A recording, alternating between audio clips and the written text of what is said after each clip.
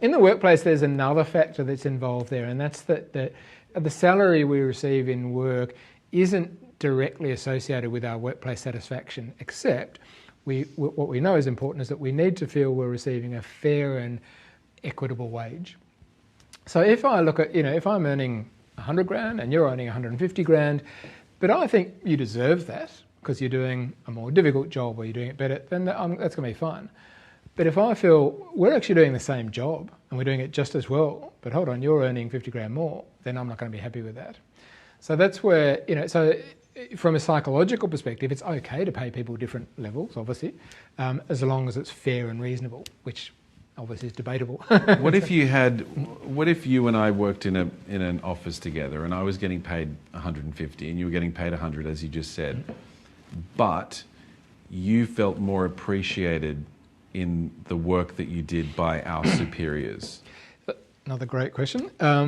That applies to a whole lot of other things we've spoken about as well when it comes to money and happiness. I said earlier, it's there's not a yes or no answer. The simple answer is that money is relevant, salary is relevant, but it's certainly not the only factor. And what you've touched on here is there are other factors, some of them probably more significant than money when it comes to happiness. So yes, we know that one of the most significant factors when it comes to happiness at work or job satisfaction, whatever you want to call it, one of the most significant factors is feeling appreciated. And in fact, we know that's probably one of the, if not the main reason, then it's in the top 2 or 3 main reasons why people leave jobs.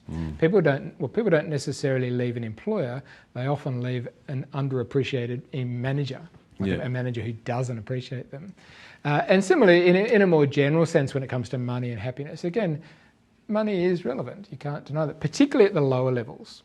Very much at the lower level. If I'm and this is very relevant at the moment, if I'm struggling to pay the rent or pay my bills or put food on the table or buy the necessities, that's very stressful. And that sort of stress is not conducive to happiness, obviously. So at the very lower levels, it's very important.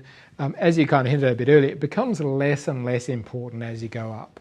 So it's sort of like this, it's like an upward curve, and then it sort of flattens off. So it's still important, but it tapers. And this is where other factors become more important. So, once you get above, that whatever that reasonable level is, and there's a lot of debate about that, then you've got to look at other factors like the quality of our relationships, our physical health and well-being.